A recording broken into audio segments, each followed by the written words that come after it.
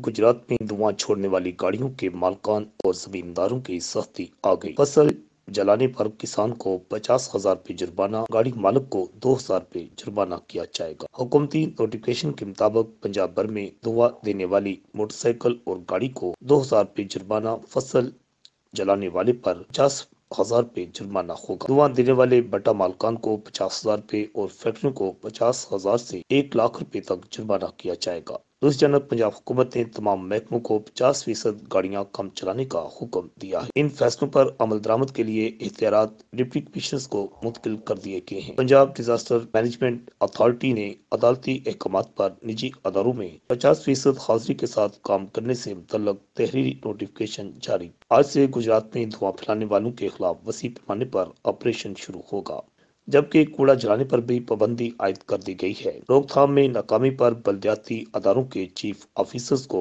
नौकरी से फारग कर दिया जाएगा। रिपोर्ट आकाश नियाजी, अल हिजाज न्यूज, गुजरात।